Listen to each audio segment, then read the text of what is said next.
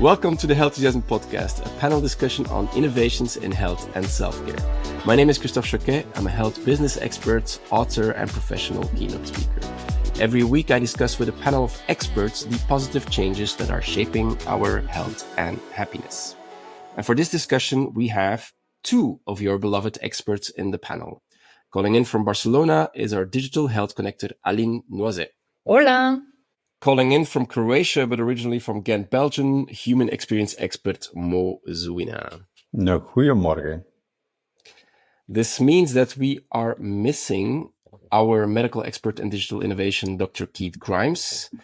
I think he mentioned like a zillion times in our WhatsApp group that he is going on holiday now in Corfu. So we all know about that. This way it is also shared with the broad audience that we reach with the podcast. And we're also missing digital health expert for startups, Nia Escobar-Kulle, who is visiting her family in New York. So when these beloved panelists are absent, we invite a special guest to our show, some new blood, some other expertise. And for that, we're not particularly looking for people with the most followers on social media, nor the biggest names in the industry necessarily. No, we want to find the real gems. People that combine smart with fun, an expert with an enjoyable social presence. And that is exactly what you will get today with our guests. He holds a global role at a pharmaceutical company. Actually, he's the expert in the application of technology to improve the experience for physicians and patients. I met him a couple of times at conferences, and a couple of years ago, I even given a keynote and workshop at the company he works for. And I can tell you, he is smart with fun. Allow me to introduce to you from Belgium, but globally active, Yazan Ibidat. Hello, everybody. I can say it in French as well. Bonjour. Good to have you, Yazan. How are you doing? I am great. Happy to be with you. Nice. Today we will be talking about the Healthusiasms of the month of September, some health innovations we've noticed and that we want to share with our audience. But before we do that, some quick good news. Whitney Houston is back. Thanks to AI. Any fans of Whitney Houston here? Of course. Of course. Yeah. So 13 years after she died, her estate used new technology, guess which technology, to isolate her vocals for an upcoming orchestral tour called The Voice of Whitney. So fans will soon hear the legendary voice live again, backed by a full symphony. Other good news, the new Pope says no to an AI version of himself. I think that is also very good news. So Pope Leo the 14th rejected a plan to create a digital AI Pope. Thank God. Pun intended.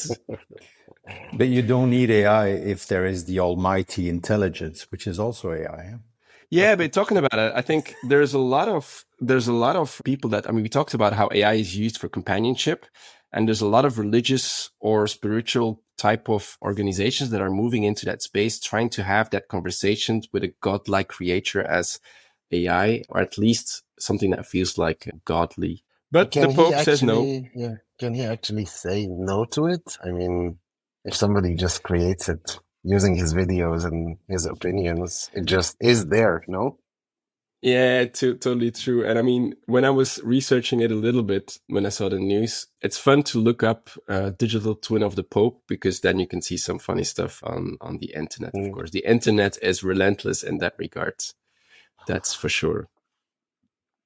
But good news, Whitney Houston is back, AI version, and the Pope will not be an AI version. I think this is the good news to start with. But now to the Healthusiasms. Mo, let's start with you. You had one that is very expecting, something that is typical for you. May I say that? Or well, when the masses go one side, I tend to go the other. And I've looked at the topics today. They were all very technological.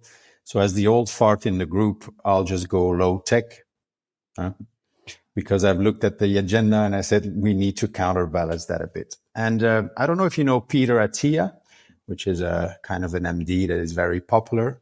And he used to say, well, he says, people are very good in majoring in the minors and minoring in the major. What does he mean by that? Is that people are putting all their hopes up on a supplement or an IV, while the basics are there and have way more impact. So imagine this. You go to your doctor listens to you and then gives you a prescription. You read the prescription, and the prescription says, do a 20-minute nap daily between 1 to 3 p.m. Because nothing is newer than what was once forgotten. But what I find interesting is that people are now going to dissect scientifically what the value is of an old habit. And I'm here to bring back the nap, the 20-minute revolutions at rewriting medicine. So what's interesting, in the last 3 or 4 years, there's been some major scientific breakthrough on the value of taking a nap. And I'm here to provide our Healthusiasm listeners with practical value. So I'll give you 5 major breakthroughs. Why the nap isn't weakness, it's medicine. Breakthrough 1, in Greece, there was a study with 23,000 people that were tracked for 6 years. Regular nappers had 37% fewer cardiac deaths. Working men who napped, 64% less. That's better than most statins, heart meds, or everything together, right? Value 2, the Alzheimer twist. That's interesting. In 2025, researchers found long naps over an hour raised risk 40%, but short naps 20 to 30. So there's a sweet spot there that you need, like you can overdose whatever medication, you can also overdose napping. So if you do 20 to 30, it protects the brain. So the line between therapy and harm is just half an hour. Okay. Value 3, brain preservation. UK scientists using gold standard research proved that habitual napping prevents brain shrinkage with age.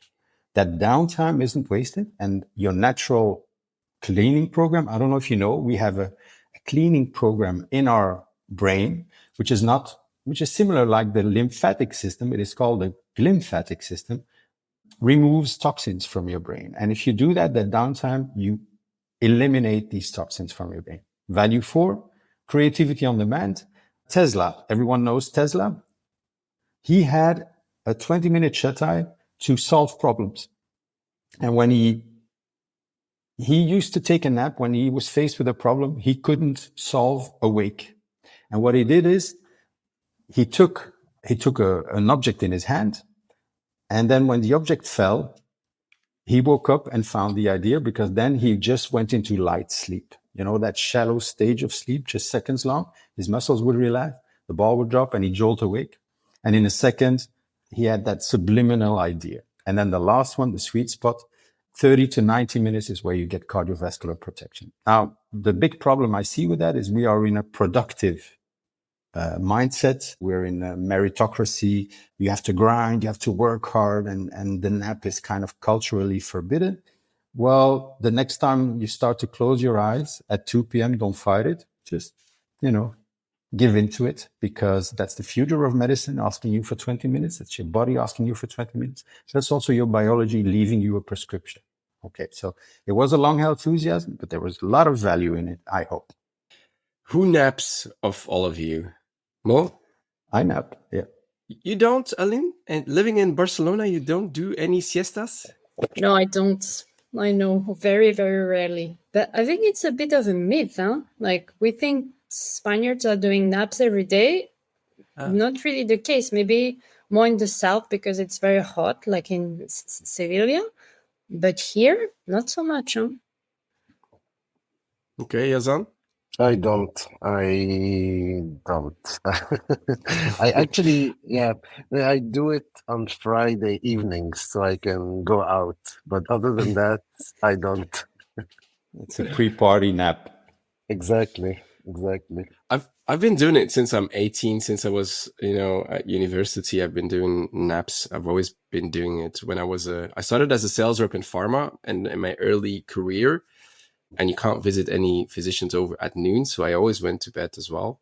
And now, you mentioned Tesla. I think if I'm stuck with a keynote, a storyline, a newsletter, some sort of writer's block because I don't know which angle to take, I just lay down for 20 minutes, 30 minutes, and I'm problem solved.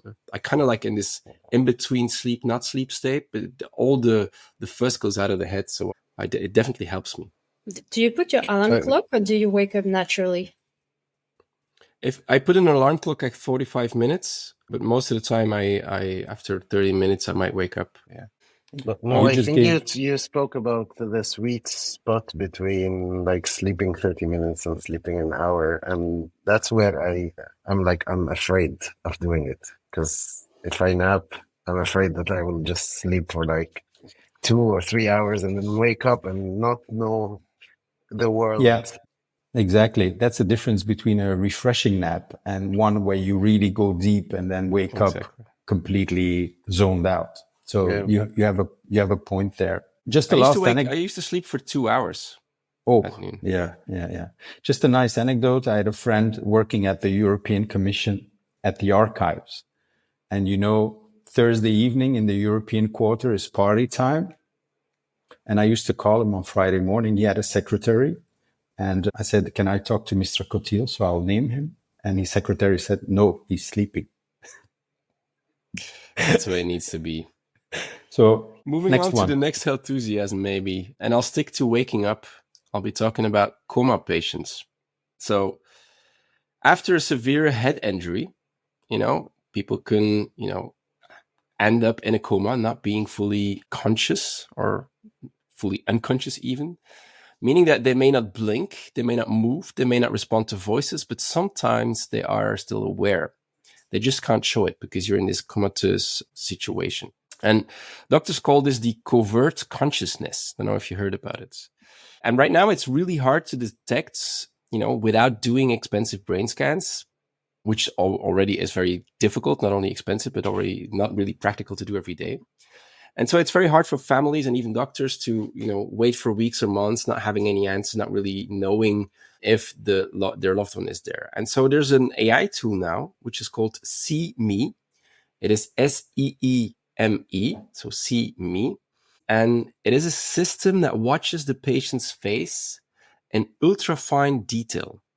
So down to the tiny skin movements. And so it looks for really subtle changes when doctors give simple commands like open your eyes, smile. And what it does, it really helps to find signs of awareness up to 4 days sooner than doctors can without, which is pretty interesting because, sometimes patients are awake, but they cannot, move, which makes it very anxious and annoying for the patients. They're kind of like they're feeling trapped in their bodies. And so being recognized earlier helps to reduce that fear and confusing. So it's really like an AI that brings some sort of, clarity. It's not just about disease detecting, it's about detecting awareness even when humans cannot do it. And I really liked it as a Healthusiasm. I think it's still pretty narrow, but you can imagine how that would be valuable in different types of situations as well, even in palliative care and what so forth. Aline? How does it work? Is it the camera in the room? It is, yeah. Okay. So it really looks at the micro expressions that we might have. I think it's got to be the same technology that is used to read people's emotions on their faces when you're doing job interviews, but maybe for a slightly better use in this case. We did that with advertising. We worked together with AI and IBM to see exactly how the emotional effect of an advertising was, especially, for instance, in smoke cessation, to see what the impact was of the communication. It was really interesting. Cool. Yaran?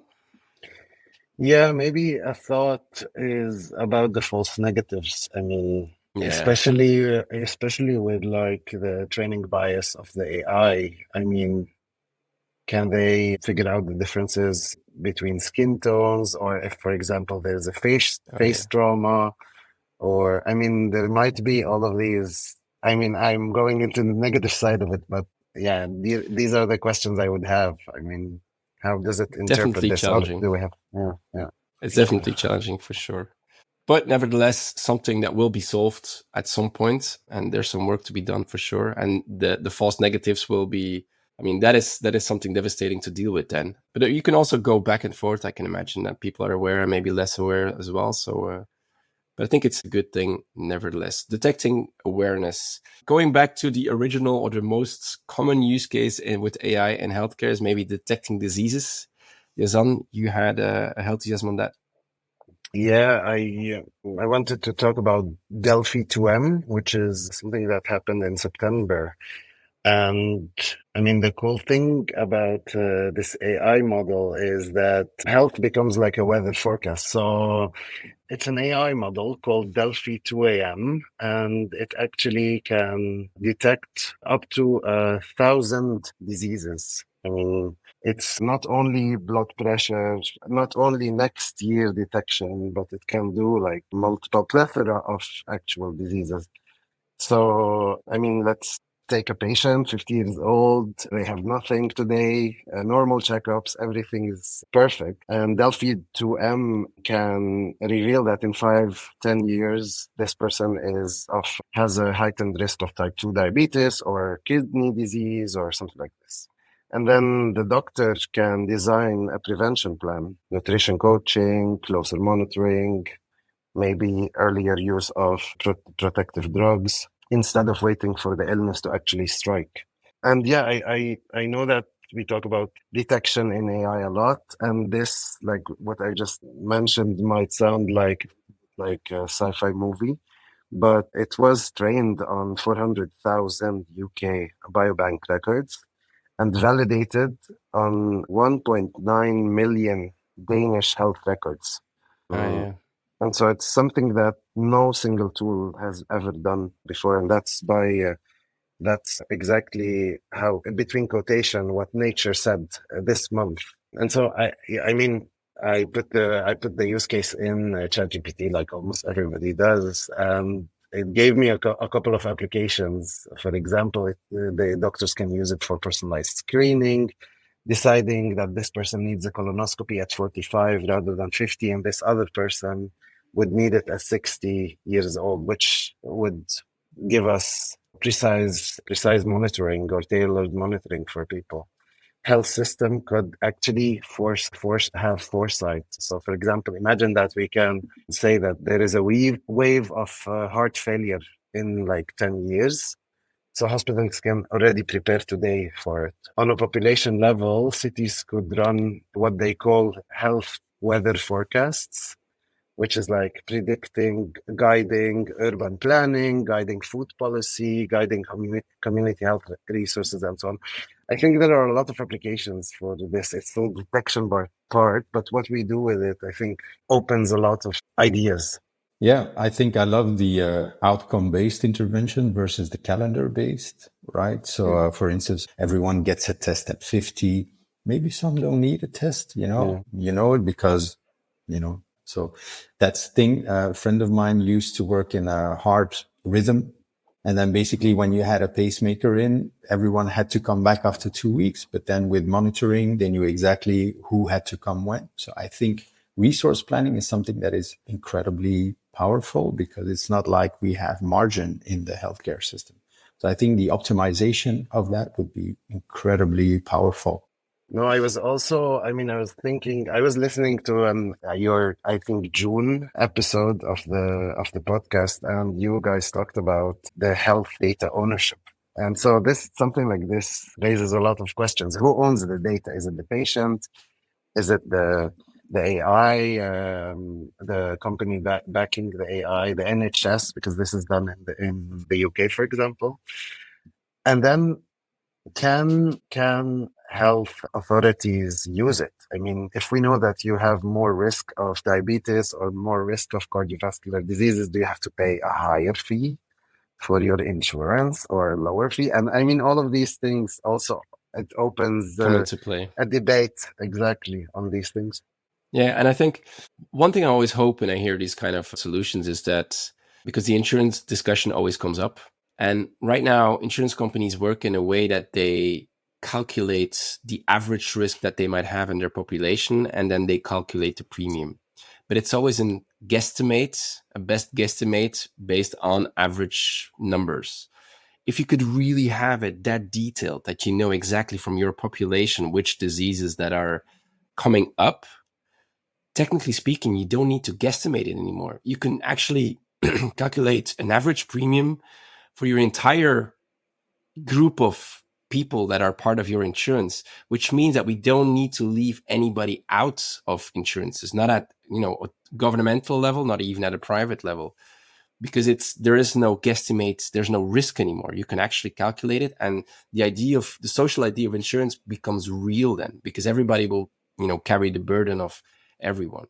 So that's always my hope when I hear these types of solutions indeed. But when I hear Yazan, it's also further than that. When you have a low risk, but you live in an urban area, right, with more pollution and things like that. So that's also what I heard, urban planning, situation, things like that. Let's be honest, insurance companies are not goodwill companies. I've never seen an insurance company say, you know what, we'll just lower the thing. I think it's just an excuse to calculate premiums or to justify premiums. But yeah, I think the solidarity factor that you mentioned is really interesting, right, Christophe? And that is something really hopeful. I think having people not be with insurance is something we could maybe achieve with that. But I'm not sure if that's the same agenda as the insurance company. Adine. Yeah, I can actually relate to what you were saying, because back in June, I did a genomic test with my hospital. So through my hospital is part of a bigger group, and there's also insurance company in there. So when I got offered the opportunity to do the genetic test, and it worked, yes, and a bit like you're describing, I do the genetic test, and then we have appointment with the prevention team, and they design a plan based on the results of the test. And I actually hesitated quite a bit, and I decided not to do it because of this. I'm like, do I want my insurance to get access to my data? Like, because this is gonna impact my policy.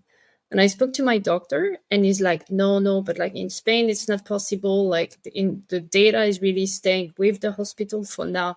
But then he convinced me. I did it, and I'm very glad I did it. It was a very good experience. So now I have better information about myself and a plan to for the future. But that was really my main concern when I thought about doing it or not.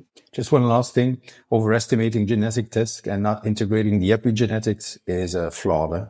So I think the predictive value of a genetic test, if you're in a toxic relationship with a lot of stress, not eating well, not feeling loved, no social interaction, no oxytocin, it's not because you have a predisposition that it expresses. I think the epigenetics have way more to say in that. So I think that's a half solution. It's getting bigger and it's bigger. It's an interesting bridge because, yeah, totally. I like the bridge that you made, Mo, because I read an article in Fast Company that I wanted to share here, and the article was titled "Why Genomic Sequencing Should Be Standard of Care." And they were specifically speaking about the diseases, rare diseases mainly, that are genetic, to do genetic testing with kids to really make sure that we can identify early enough rare diseases, because sometimes it takes years and years and years before certain diseases are detected. And so the idea in the article was to test babies' genes very soon after birth to spot serious but treatable diseases before symptoms show. And the article also referred to, so Fast Company, I believe, is an American magazine. It refers to an initiative in Florida, because in Florida there's a new law which is called the Sunshine Genetics Act. And it now provides free voluntary genome sequencing to every newborn in Florida. Obviously, families, they can choose whether or not they join, but the aim is really to catch the severe but treatable conditions right away. It's the diseases that are genetic and which are rare diseases. And it's really Florida to achieve that and to be able to do that. They've built a network of hospitals and universities that can help not only do these tests, but also counsel parents and even act on the results. Also in the US, the article mentioned that there's new US guidelines by the American Academy of Pediatrics to say that genome and exome sequencing should be first tested for kids with certain development delays. So as soon as there's a development delay that we notice with kids, there should be some sequencing done. It's an early tool. It should not be the last resort. That's what it said. And then I did the same thing as Yazan. I looked on ChatGPT search to find other initiatives in other countries. And apparently in the UK, the NHS is piloting a whole genome screening for 100,000 babies. In China, there's a study with 30,000 newborns because they realized that about 1 in 500 newborns might not get a diagnosis that they actually would need. Obviously, in Qatar, we know, and in the Middle East region, there's a lot of these projects. One of them is the Begin NGS program in Qatar, which is also focused on newborn genome screening projects to catch as many genetic and metabolic diseases early on. And then there's, of course, Europe, where they are planning or thinking about piloting something similar, but not yet in the phase of doing anything yet. And in Finland as well. But Finland, yeah, maybe the Nordics are a bit ahead. Yeah, that's true. Yeah, I think the protection of new life also has to do with our demographic implosion. I think fertility and having young people refresh the demographic pyramid is something that we see an increased protection of new life because of the scarcity of new people here. So exactly. Yeah. Sticking with high-end technology, I'll go to you, Aline. You wanted to talk about a traveling robot, I believe. Exactly. So that's not exactly a news, but I read again about it this month, and I'm fascinated by those technologies. So it's nanorobots applied to oncology. So we already talked about it in the past, but it was a different use case. They are sending nanorobots in the bloodstream, and when the nanorobot comes across a tumor at early stage, it would just cut the bloodstream to that tumor, and the tumor would die and just like go away through the blood. So that was the previous case. And the one that I read this week was about treatment vehicle, you just said. So those are DNA-based nanorobots. So they travel through the body, and they have some treatment inside of them, and they only switch on when they reach the acidic environment of the tumor. And that's when they release the treatment inside of them. So they're really targeting the tumors and not the healthy organs. So it's way more personalized treatment. And it's still early. It's done on animals at the moment, but the test on mice with breast cancer have been quite promising, and they showed that the tumors are reduced by 70%. So I think it's actually very nice. And we know the side effects of cancer treatment and chemotherapy. So that could have a big impact in the future. Interesting. Is it like Mission Impossible? Does the robot self-destruct after the... Where does it go? I guess it evacuates. Where does it go after the job? Yeah. It might absorb, I think. Yazan? Yeah, my question would be, I mean, I'm super interested in, and I don't know if in the article they talk about, are they testing it in like early stages of cancer or metastatic cancer? That would be interesting to see if in metastatic cancer, where it's like spread a little bit beyond one organ, if they're testing there. But super nice application, I think. That's a very good point. Yeah. I think what I read about it in the past was that it can even detect cancers before it manifests. So the very early cancer cells that are not even detectable in other ways could be detected and treated immediately with these nanorobots. That's what I've heard as a futurist forecast by someone. Yeah. What it sounds like, I'm just rounding up, is Professor Sinclair, who is a longevity expert.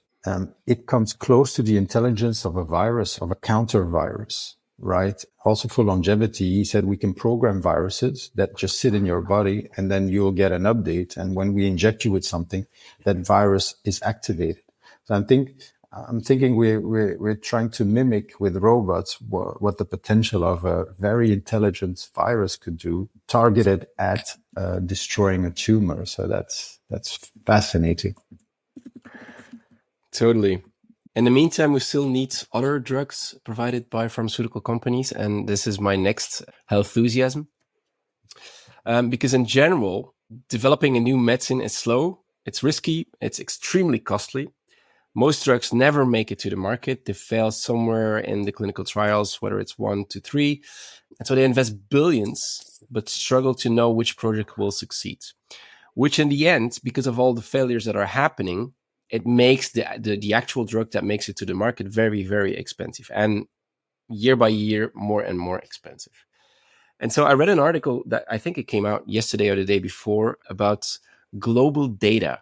I mean, Yazan, I know you're very much into data, so it might be interesting to keep an eye on that. But it's a new solution by Global Data, who created of course, AI, which kind of calculates the likelihood of approval by authorities, FDA, EMA, whatever it may be.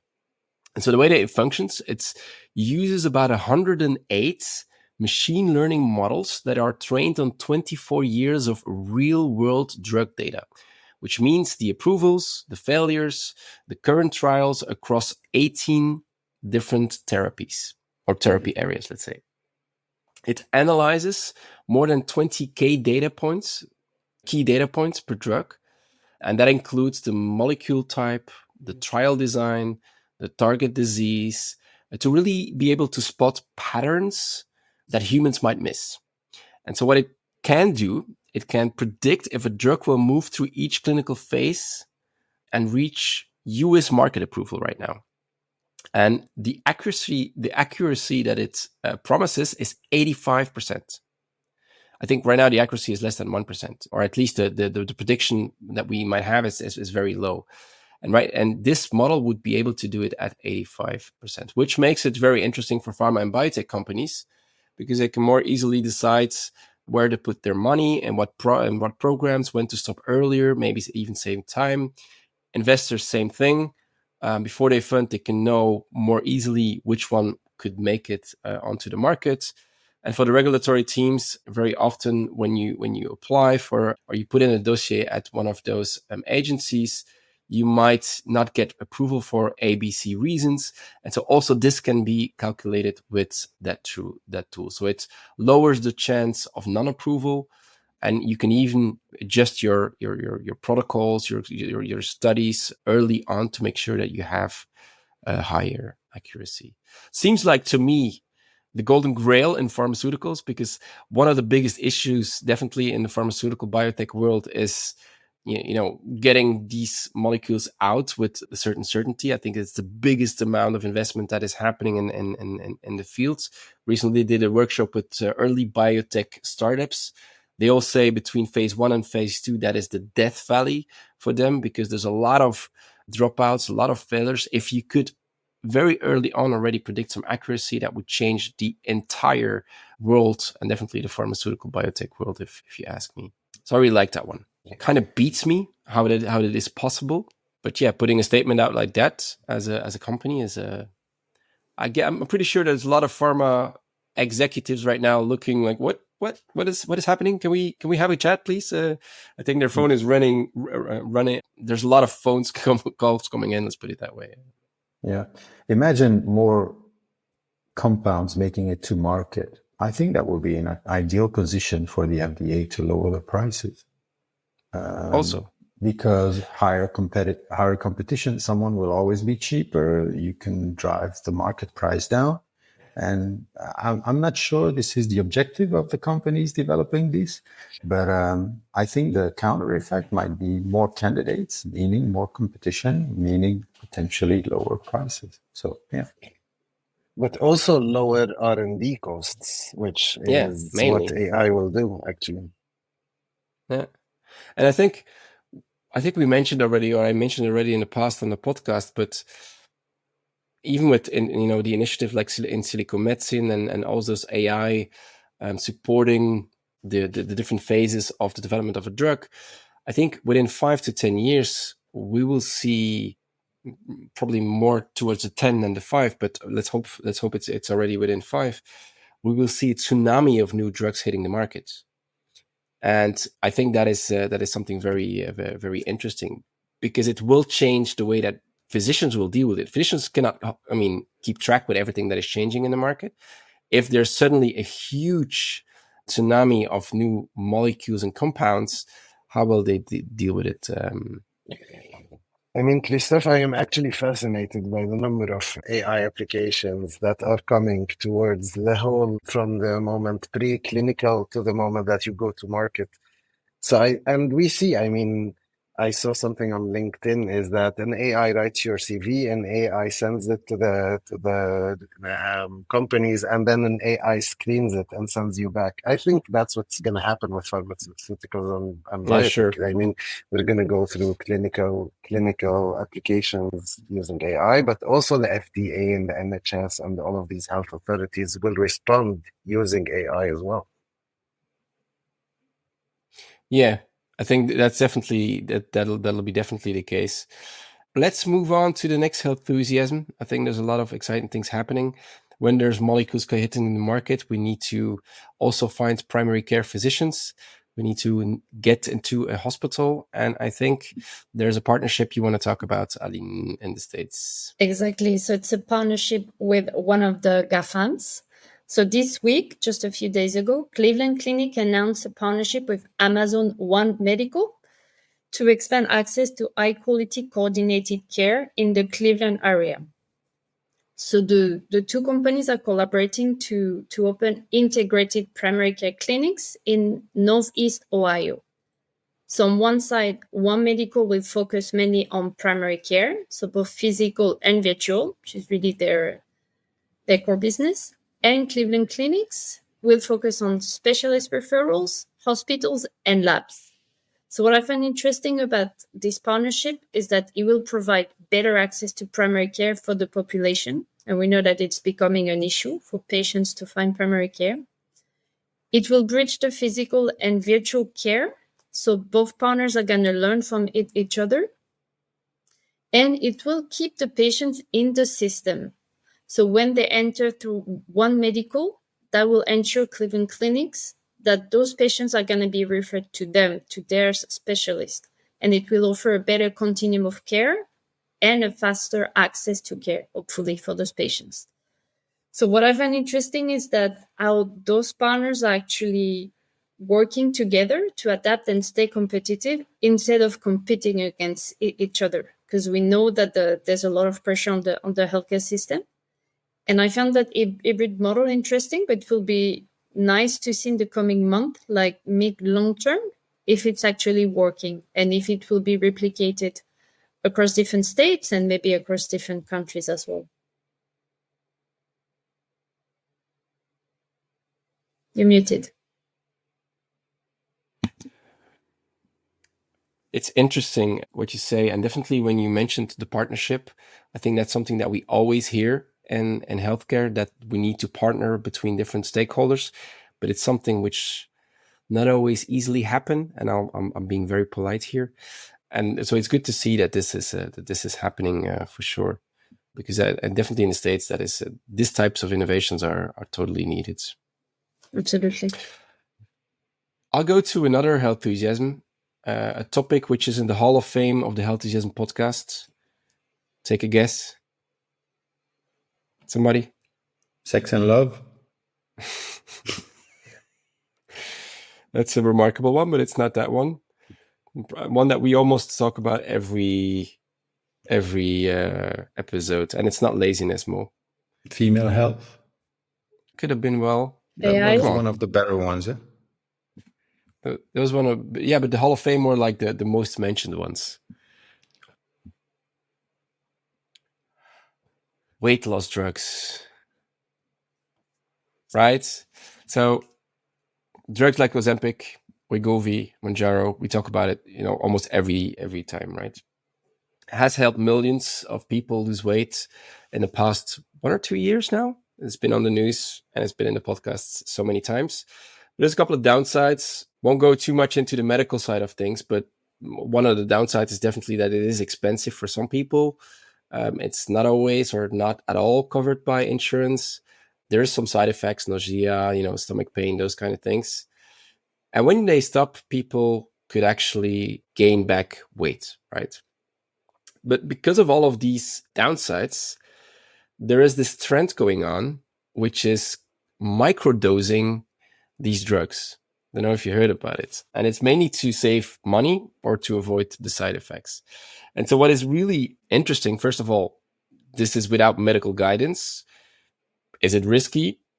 Can you predict the impact that it might have on your, there's no science behind it, right? So, but now apparently Noom, the startup Noom, digital health company Noom, has turned this DIY trend into a professional program, which is guided by medical people, apparently. So they microdose GLP-1 and a plan that uses 25% of normal drug dose. 25% is not really microdosing, in my opinion, but that's how they sell it. And apparently that should be enough for weight loss, and it would not come with the same side effects. Actually, 70% of the users say that they don't have any side effects at all. And so it's a new approach by Noom, which I think is interesting to see with all the things that are happening around these types of drugs. I think they're really expanding. What I wanted to go ahead. I think they're really expanding to the all health in general, not just weight loss, right? With that microdosing program. I think that is definitely the goal. I'm not quite sure if they are doing it already right now, because indeed the advantages of GLP-1 drug goes beyond weight loss, and I think they are like even related to longevity and so forth. What we've seen, not really scientifically proved as much, I think, at this stage. Yes, but it's definitely. Is it? I can contradict that. Yeah, cardiometabolic. I think in longevity, no, but I think cardiometabolic. Yeah, sure. Yeah, that's been established. Yeah. So it'll definitely be one view on seeing that the GLP-1s can be used more broadly for sure. And maybe even with these microdosing, cheaper plans. I think it's a weird turn of events, everything that's happening with the GLP-1s. Never expected saying this. Yeah. Let me talk about a side effect of the GLP-1s from a business point of view. We now have companies that found out that your pancreas itself create very potent GLP-1s. And they are looking at ways to stimulate your pancreas in producing more of these, so you don't need the drug. Which is good, no? For some. Yeah, I actually was talking with a friend who is on a GLP-1 last week. And he went from like 115 kilos to 78. And he was telling me that he had this like plan with his doctor where they went from 2.5 milligrams to 5 milligrams to 7.5 milligrams. And I think the maximum that you can get is like 12.5. And now, since he lost all of this weight, his doctor was saying, okay, let's go back. Let's go back from 12.5 to 10 to 5, and let's stop at 2.5. So he was telling me that he would continue taking them to the end of his life. He was like, I don't see any side effects for it. So I'm okay to take them once weekly, 2.5 milligrams for the rest of my days. And I think that's fascinating because it's becoming a lifestyle drug, actually. Yeah, exactly. And there's a lot still happening. When I was researching a little bit deeper, insert ChatGPT, there's of course the weight loss pills that are coming. So right now we're dealing with jabs. The weight loss pills are coming. But I saw another one as well, which is the next generation jab, which will be reprogramming fat itself. So the treatment is called right now still RES 010. And it's a totally different approach. Instead of just making you less hungry, it will target the way your body stores and burns fat. So basically, apparently it blocks a molecule that controls fat metabolism and boost your cells' energy batteries. Wow. It's still in early animal studies, hence the code still. But apparently, even when you stopped the drug, the animals, kept their weight low. They didn't gain their weight back. And so now human trials will begin. So I think this whole weight loss thing is, we've been talking about, the weight gain and metabolic disease and so forth for decades now. I think last year was the first year that the growth in obesity has decreased. We reached a peak. So there's less people that are considered obese since last year, which is madness. And I think we're just at the beginning of everything that will happen in that area. Cool. What do we have? I think, Aline, you still have some related to that, maybe on weight management or obesity? Yeah, exactly. Yeah, it's complementary to what you said. I did also a follow-up from last month episode. So maybe you need to listen to last month if you want to catch up on this one. So last month we talked about Novo Nordisk, who launched platform, at least in Germany and Spain, to support patients with obesity. So like educational platform and giving them the option to book an appointment with an obesity specialist, or like either virtual, like video consultation, or in person. Interesting thing in the episode, I was wondering if they would do the same in Spain. They did, so it happened quite fast. So now in Spain, we have the option to book also a video consultation through Teladoc and to check for obesity specialists through top doctors. But what I find interesting, another news that happened a couple of days ago, so Novo Nordisk announced another partnership. So the one that we discussed last week for me was like the beginning of the patient journey. You get the patient on board, you educate them, you send them to a healthcare specialist to talk about their obesity. And now this new partnership is going a bit further along the patient journey, where it's a partnership with a company called Smart Patient from Germany as well. And they are accompanying the treatment of the patient. So Smart Patient is actually an integrated digital health ecosystem, just connecting patients with healthcare providers. And the goal of that partnership is to augment the traditional medical treatment with digital tools and patient support. So for patients to manage better their medication and the treatment. So the app can help them to stick to treatment, so really adherence, to make monitoring easier, and to support the lifestyle changes that we were mentioning before.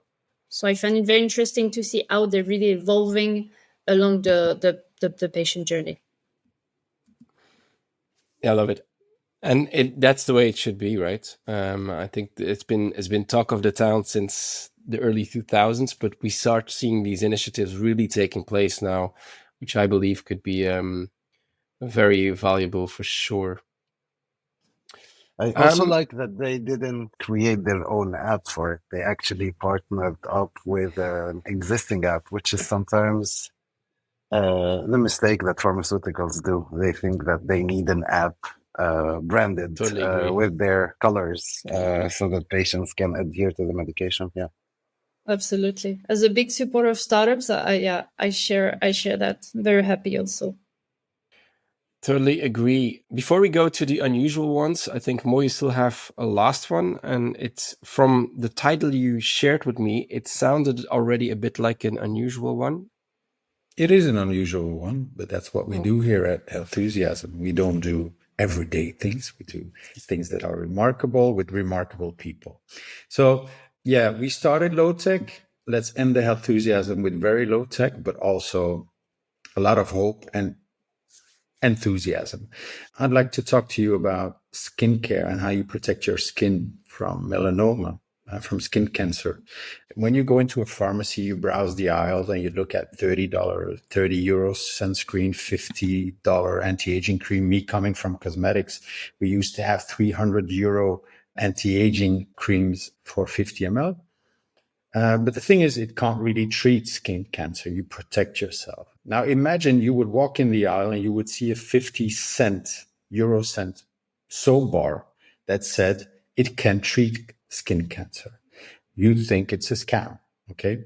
Well, meet Heman Bikili, a 15-year-old teenager who was named Time 2024 Kid of the Year for creating exactly that, a 50-cent skin cancer treating soap bar.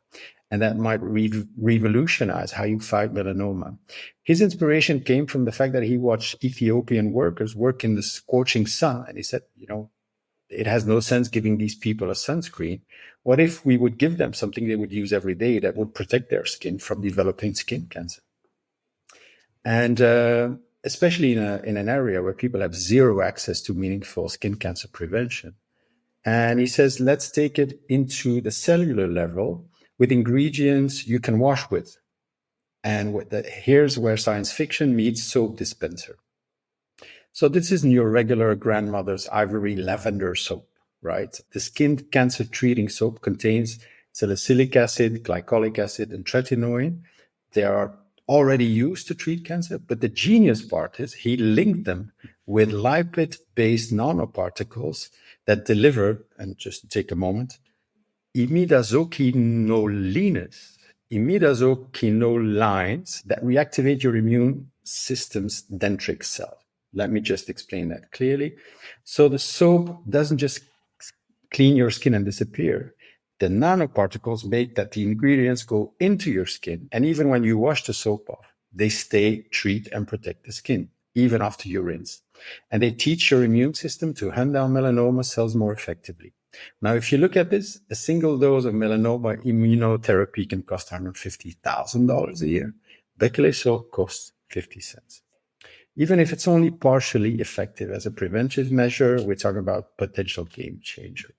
Okay, let's not get excited. It's still in testing. There's no FDA approval. There are promising results in mice, in animals, as you say, Christophe. They could cause skin irritation, allergic reaction. We all know that. But the takeaway for me is the way that 14-year-old kid looked at the problem. And he said, what would be the cheapest way to treat as many possible people to fight skin cancer, rather than saying, how could we make a lot of money by treating a few people on skin cancer? And that thing that was unspoiled, that vision that was fresh, maybe naive, unspoiled, is something we need more of in health innovation. So the way you approach is, how can we make it affordable and scale, and how can we integrate it in something that people already do, rather than creating, as you said, Yazan, a new app or a new gesture or a new habit. He said, let's just, what we call in behavioral design, we call that habit stacking. We let people do something and add something on something they're already doing. So I don't care if, Bekele soap ultimately proves effective. He's already succeeded as something profound. I think he's shown us the way forward for health innovation, where profit isn't necessarily the primary motive, but making sure it's affordable, accessible, and meaningful in a way that is effective. So that's my takeaway from that. Not necessarily the fact of treating, but that purity of vision, and the way a 14-year-old who hasn't had a master degree or anything else is able to approach a problem. And I think we might need more of that. Gotta love it. This is such a great Healthusiasm. It kind of made me think a little bit of something that I suggested when I was working in a pharmaceutical company with drugs that helped with erectile dysfunction. We were looking into new types of administration for the drugs that help with erectile dysfunction. And I suggested massage oil as one way of topical administration. It didn't get through, but it was just a funny bit. I launched that idea during a seminar with about 200 people publicly, and they were all looking at me like, what is he saying? Yeah, it was already Healthusiasm back then, although Healthusiasm wasn't even born yet. You were always ahead of your time, Christophe. Unfortunately. I mean, thank you for that. Going back to the soup, I would actually, the applications would be enormous. I mean, people who have a predisposition for skin cancer can already start using it just as a preventive measure. I mean, yeah. Just replace your soap. Yeah, exactly. Take my money. It's 50 cents only. I'll take one. I mean, yeah. Then you have different soaps in your shower for different types of things. Would be wonderful. Yeah, but the proximity of the gesture and the problem, right? Skin cancer and soap, right, or shower gel or whatever it is just pure genius. Absolutely. And the guy said, that's and tweaking something that already exists and turning into a treatment rather than a cleansing bar is also really interesting. So, there's a lot of things we can learn from the guys. So look him up. Heman Bekele, Time Kid of the Year 2014. Wow. We should do an unusual ones which are driven by you, one day, where you do the unusual ones instead of me. I'm game. Agree. Okay, let's plan that. But for now, it's still me running these unusual ones quiz. And I start with Aline. In Sweden, a perfume brand installed their store in the woods. And so if you want to buy the perfume, which normally costs 599 Swedish crowns, you don't pay. You get to be doing something different. What do you need to do to buy the perfume? Is it related to the perfume? Or can it be like walk in the forest or do some exercise in nature? It is related to not to the perfume, but more to the forest indeed. And it's close to what you're saying right now. Maybe do you have to do something to produce the perfume? Are you part of creating your perfume? Well, that would be great as well. I love the idea. It's not that. It's actually, instead of money, you need to give 599 seconds, which is about 10 minutes. And how do you give it? You give it to yourself by spending quiet time in nature. So you need to stand still, breathe, listen to the forest. You said it almost, walking in the forest, but it's standing still, breathing, and listening to the forest. And when time is up, take your perfume and you go home. And the idea is really to, share. It's a creative campaign, of course, right? But the idea is really to show that, time in nature has real value. It can calm you, lower stress, boost your health. And it is worth doing that almost the same amount as the price of perfume. It's very cool. It's cool, eh? But it is, of course, a creative campaign. I mean, this is not something you can scale to all businesses, because otherwise, maybe it might work at Burning Man in a sense, because there's no money. And I think there's a lot of these types of creative things out there. But yeah, but that's what I like makes it special. Maybe you don't always need to scale up things. Yeah. There's also a longevity part in being in the forest, for instance. There's some scans happening when you're under a tree in the summer. The tree transforms the ultraviolet and the very harsh infrared into near infrared, which reduces inflammation and helps your overall health. So walking in the forest is just not healthy because it's relaxing, but the forest is also a catalyst of energy in some way, and everything that is harsh is filtered by the forest and given to you in a very healthy way. Sounds maybe philosophical, but the science is backing that up. Yeah, I think it was Krupa. Shout out to Krupa, who once mentioned fractals, the structure of the trees and that are actually very relaxing to our mind, which helps us to calm down. Next unusual one, Yazin. In Belgium, we both live in Belgium, we have a shortage of organ donors. But one organization made a creative campaign to change that. What did they do? And I have a tip for you. It has to do with gaming. Would you know what that could be? Think. Has to do with gaming. They made the sign-up form a part of the game. Not really. It's the gaming that it is used in is Minecraft, Baldur's Gate, and Fortnite. I don't know if you're familiar with any of those games. Yeah, you had to fabricate the organ that you were going to give or something like this. You had to go and find the parts. Not really. So the reason why they use those games is because there are mods of those games. Mods are modified versions of the games, so you can actually do something in there. And so when you play and you are a registered donor, you can actually help your teammates, 8 teammates, with an extra life, because one donor can help 8 people in real life. And so what they've done is you can, if you die in that game, you can actually be the donor and help your teammates get an extra life. And so it's more like a creative awareness campaign for younger people who typically are no longer donors these days, and which actually have probably the best bodies still. And so the players can, get the mods for free. They play, and as an organ donor, they can actually give then life to other players that play with them. And apparently, they sign up through Belgium's health portal. I don't know how that goes, to be honest, but it is really linked to even the Belgian health portal. By the way, the Belgian group is called Reborn to Be Alive.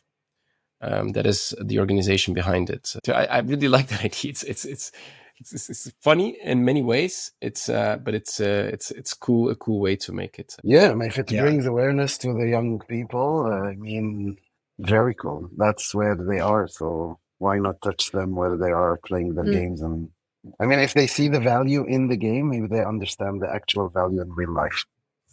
Yeah, exactly. Yeah, but in Scandinavia, there's an inverse opt-out, where here for the organs we need an opt-in. In Scandinavia, it's just an opt-out, and you're a donor by default. And I think that would solve a lot of the problems. It would put some creative agencies out of business, but it would solve a lot of problems. Indeed. To the last unusual one for you, Mo, and it's the most difficult one, maybe. Thank you very much. I should have thought this through, because if but if you would be doing the next unusual ones, or one of the next unusual ones, and I give you now the most difficult one, maybe I'll get a payback at some point. But that's not my style. No, I know. What is nutritional dark matter? Nutritional dark matter. So maybe it is things that have nutritional capabilities, but that are intangible. What do you mean by intangible? So they don't have a physical form. That way. Could be, but not really. Okay, can you help me out? Things that you would eat, and things that you would eat and would cost you more energy than is that like nutritional dark matter that you would spend more energy consuming than what they do? Not really. It's basically so dark matter often refers to something that we don't know, and it's a name that scientists have given to the hidden chemicals in our food that we don't yet understand. And so even until today, but for many, many years, decades, we've thought of food in simple terms, as in calories, proteins, fats, carbs, vitamins. And that sums up for about 150 known nutrients. However, our plate, everything that we eat, holds, obviously, but not at least not remarkably, tens of thousands of other compounds that are unstudied, sometimes even, as you say, more invisible to the nutrition science. And that's why they call it dark matter. And each one of those tens of thousands of other compounds, they might help or harm our health. We just don't know yet. And so new research fields like, and here we go again with another omic, foodomics. We were lacking that one still. Yeah. There's a lot of omics that reached the podcast here, but foodomics, they're trying to map these hidden molecules and see how they interact with our gut, our genes, our metabolism, and explain why some diets work better than others. So we could change, the way that we fight disease, the way that we design diets, create new health-focused foods, and it definitely will be a topic of weight management that we will be discussing for years in the podcast ahead. What I like about that, Christophe, is that it's another call for humility on our attitude, as if we already know everything. And knowledge. Right, yeah, exactly. And knowledge. I think science is defined by what you know, but also by the boundary of what you don't. And I'm not very positive about the attitude we are taking towards, as if what we know now is, set in stone and will be so for the next decades. We saw asbestos, when Exactly. we launched it, smoking. I remember ads where smoking was good for your health. So we take attitudes that might be challenged in the future. And we had the Softenon crisis and things like that. So I think some humility. PFAS. PFAS. I think some humility on what we don't know might be welcome here. And I think that's what we're trying to do here with Healthusiasm. So thank you for that. It was a hard one. I didn't find it, but thank you for that. Indeed. So go ahead, Aline. I was about to close off, but if you want to have the last word, go ahead. Please do so.